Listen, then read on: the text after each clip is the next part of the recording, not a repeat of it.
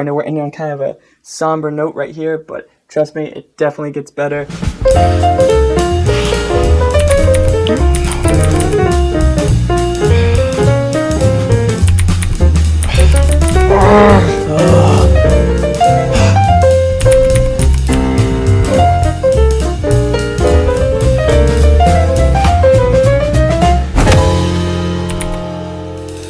Hey guys, welcome to part 2 of our 5-part series pitching my version of Titans Season 1. Where we left off, the Titans had just broken out of Cadmus and gone off to finally start to form the team and figure out where to go from here, with Dick's former life firmly behind him. So you guys know the deal. Without further ado, let's go ahead and jump right into it. Okay, so now we're on to episode 3, where Dick takes them to one of Bruce Wayne's tower safe houses, which they're led into by Barbara. And immediately, Dick and Barbara work to try and start figuring out what's going on with this cult and why they're after Rachel. What is it that makes Rachel so special that Cadmus and this cult are after? What's going on? Meanwhile, the other Titans are trying to get accustomed. Dick's telling them, just stay here and you'll be safe here. We're trying to figure everything out. He's trying to figure out who Gar and Starfire even are. Starfire's kind of telling him certain things, hey, I'm Coriander, I'm Tamaranian princess. They saved me, so I'm gonna stick with you guys for a bit because I owe it to them to help them out if they're in trouble. Dick's kind of distrustful of her a bit because he doesn't really know who she is, what's going on. Gar, he can kind of get a lock on, he just feels like Starfire's hiding something. He isn't sure what, but he just doesn't quite trust her, especially if Cadmus thought she was so dangerous. Clearly, there's something there. And Gar is trying to comfort Rachel because, she's brought her Bible with her and her crucifix pendant, and she's clearly kind of longing for home. Some semblance of home, of comfort, warmth, something. But she also still has all these built-up feelings of anger and resentment towards her mother, who just gave her to this cult, apparently, just gave up on her because she was too much to handle. And so she's kind of lost between her faith, which means so much to her because it's been sort of the way to ward off her powers, and this feeling of being lost with no family, even though she's got this group now. And so she's just trying to find her place in all of that. And Dick and Barbara kind of pull Rachel aside and talk to her about, is there anything you know or anything your mother said, anything like that might lead us to help figure all of this out and help protect you? And she's like, I don't know anything. Stop, just stop bothering me. I can't deal with this right now.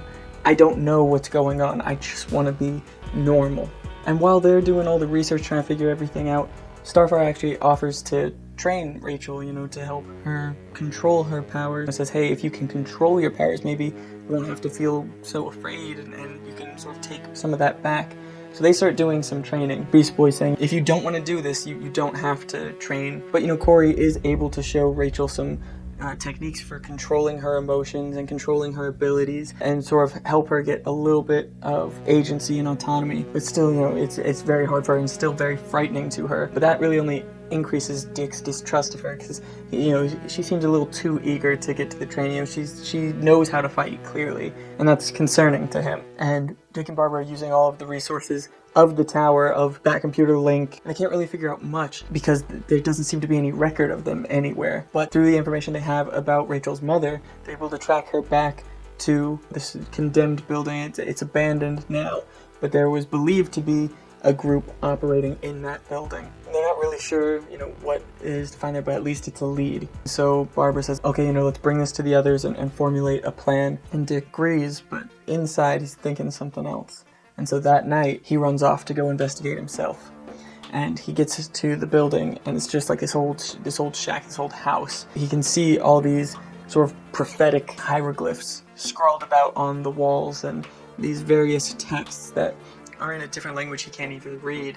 And he's, just sort of wandering about this place, trying to piece things together. He realizes in one of the texts, he finds a picture of Rachel. It's very clearly Rachel because it's got the diamond in her head, and they're holding this baby up to the sky, but they're looking to sacrifice her for something. They've got a dagger that they're ready to sacrifice her, but he doesn't know for what. And then he gets attacked. All these cult members just start coming out of nowhere, and he's not in his Robin gear or anything. He's just shown up as Dick Grayson, because again, he doesn't ever want to put that suit on. The only reason he did it before is because he knew he had to, or he would get shot up and die. But this, they're just investigating. And back at the tower, they're like, okay, where'd he go? Did he just take off? I mean, is he done with us? Is he just abandoning us? And Barbara, she immediately gets the idea of where he could be, because it's something so stupid and something he would definitely do. And so she goes into their back room there with the computers and everything, and sure enough, his staff is missing. So she knows, okay, he's gone after him on his own. The idiot. So Dick's, fighting him off, but there's so many, he's not going to win. It's very evident until the cult just hears something. And so, some of the cult members go off to check on that. But that's when Dick's able to get a bit of his footing back and start really going at him again. Of course, the team comes in to save him. A big fight scene, everyone's fighting, the other Titans start fighting with the cult, everything like that. But when they realize Rachel's there, all of a sudden the cult's focus turns on, okay, how can we convince her to come with us? You shouldn't be with these people. These are bad people. You have no clue what they've done, that kind of thing. Come with us and we can make the world right. We can make you feel welcome. You can come back home to your family, your real family. Everyone gets kind of separated to where they're able to annex Rachel on her own, and Starfire's on her own. Gar, Dick, and Barbara are together. And so Rachel is being told all these different things, and she is able to learn from all the text they show her and all the hieroglyphs and everything that, she's at the center of all this. She's the reason for all of this.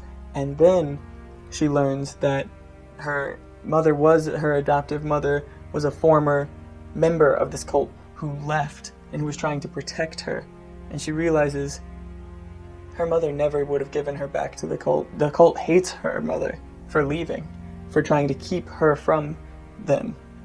And she realizes that the reason her mother died was completely on her, because she wasn't able to control her powers. And in that moment when she screamed in that first episode and killed everyone, it was indiscriminate. It not only killed the cult members, it killed her mother.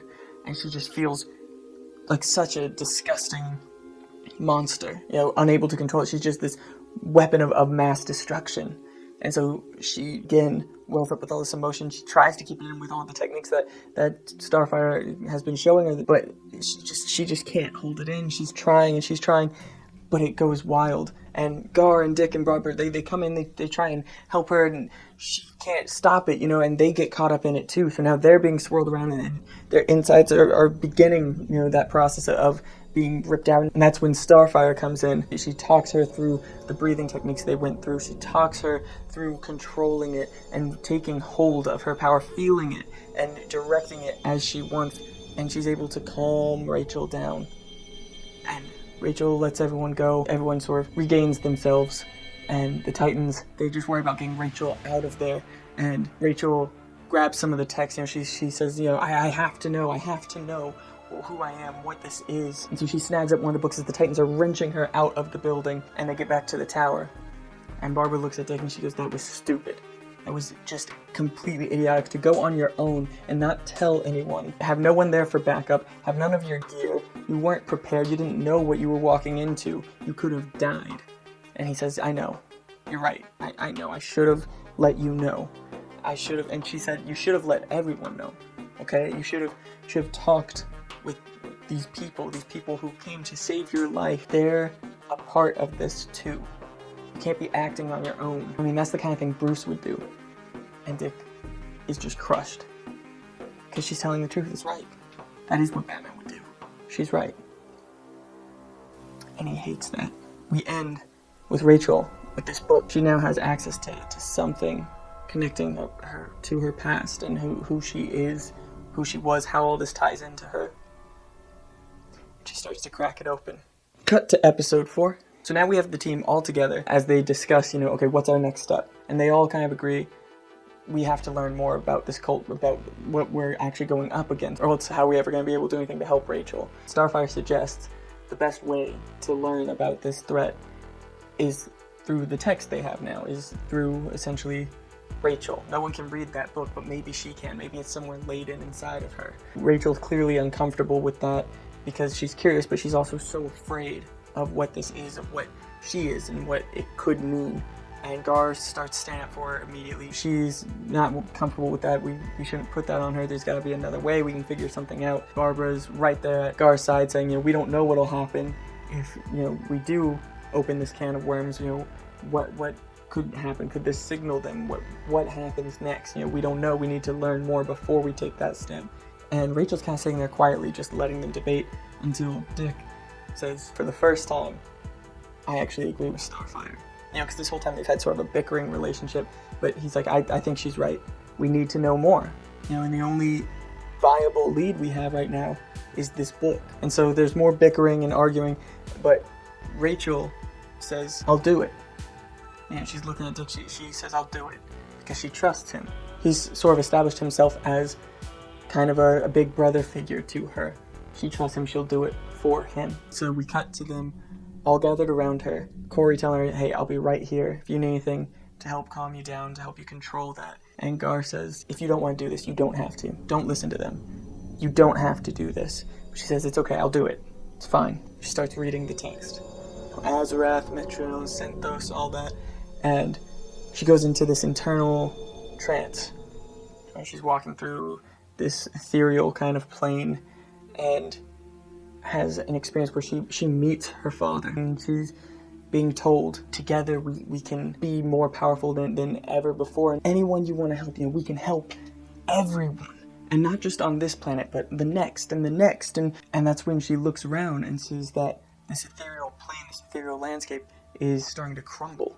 And it's actually being consumed by him. And he's still coming at her, very charismatic. We can do this together. We can do whatever you want. We can hurt the people who have hurt you, all the people who rejected you, all the people who thought you were some sort of monster. And all around her, the entire environment is just being sucked into him as he's consuming it. And she feels like she's being consumed too.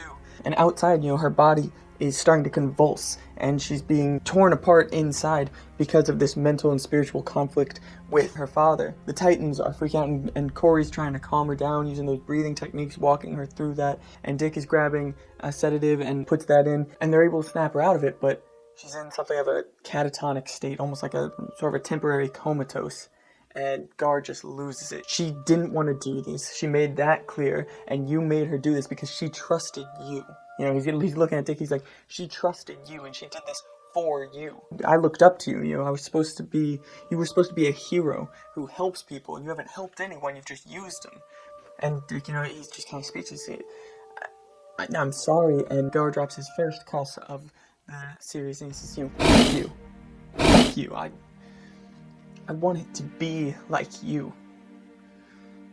And he tells him, just go. And Dick says, okay, you're right. I'm gone. Gar looks to Corey. Barbara tells her, I think you should go too.